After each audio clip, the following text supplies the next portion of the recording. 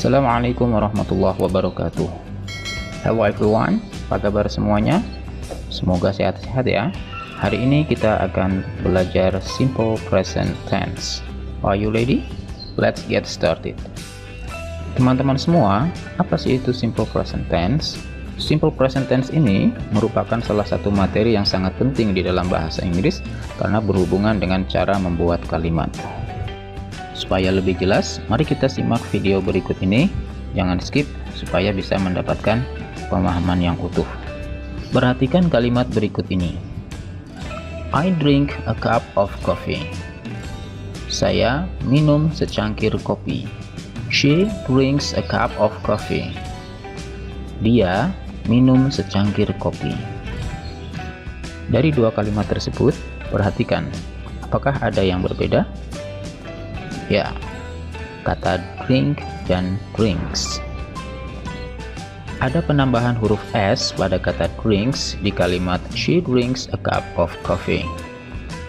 Penambahan huruf S pada kalimat tersebut dikarenakan subjek dari kalimat tersebut adalah she.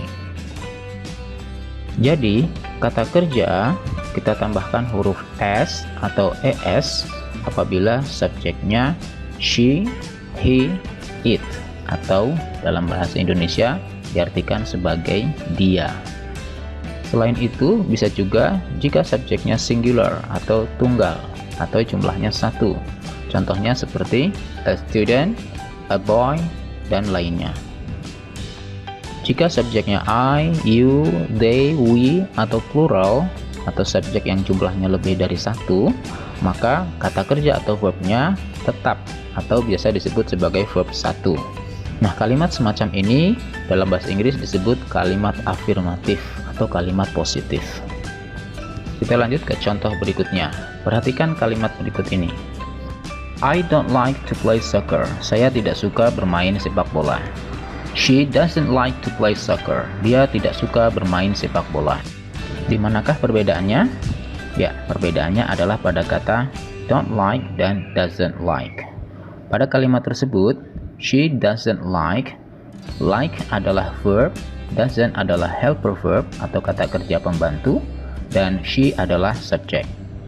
Perhatikan kalimat ini lagi. She doesn't like.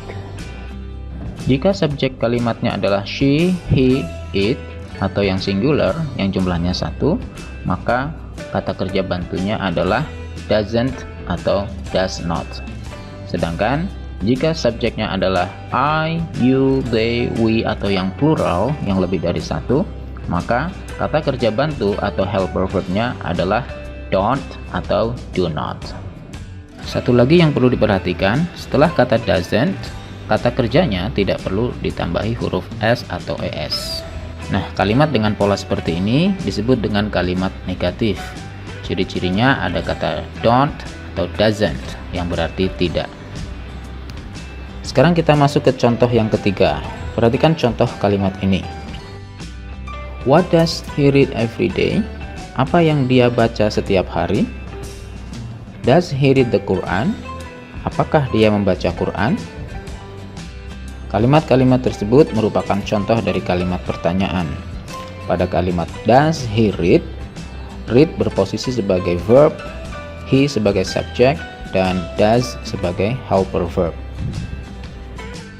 Perhatikan kembali kalimat does he read.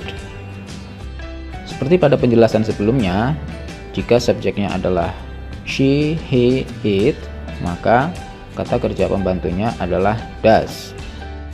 Sedangkan jika subjeknya adalah I, you, they, we, atau yang plural, yang lebih dari satu, maka helper verbnya adalah do.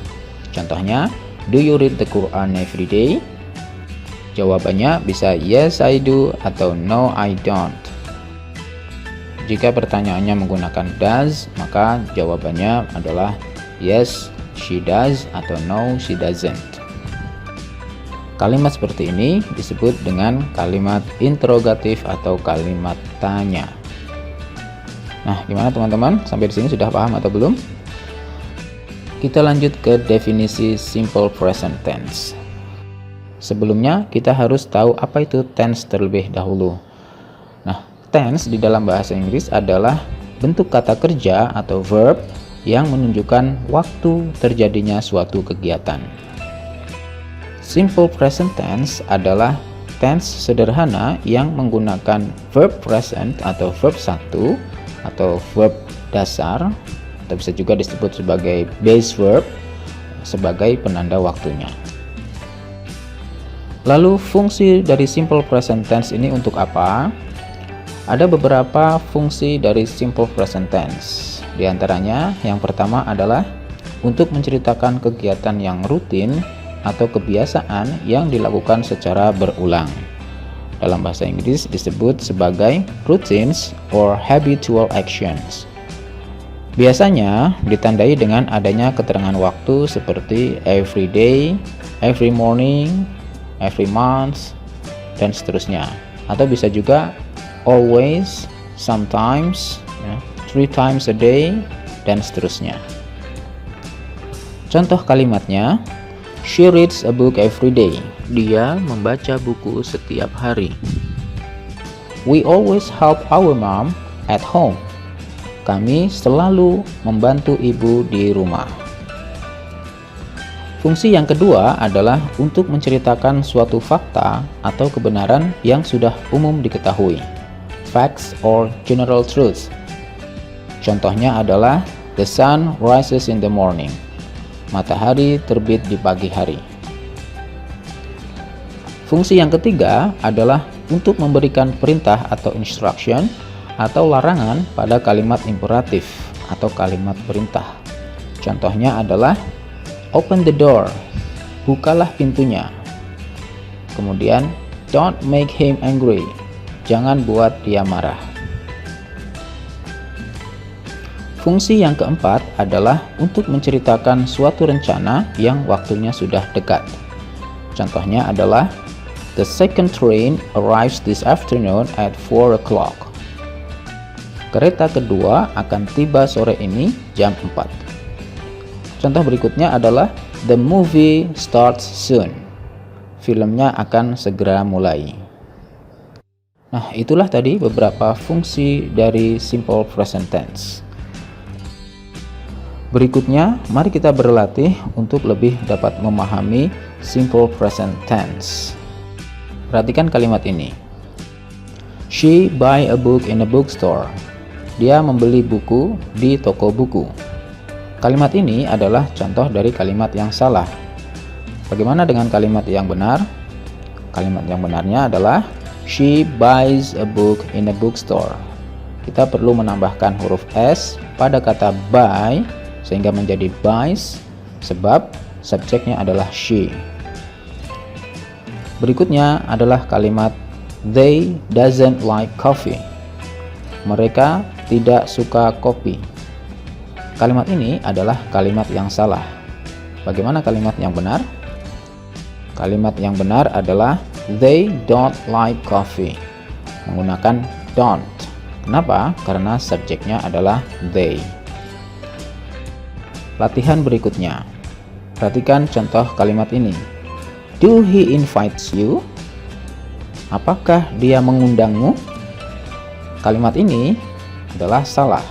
Kalimat yang betul harusnya adalah does he invite you?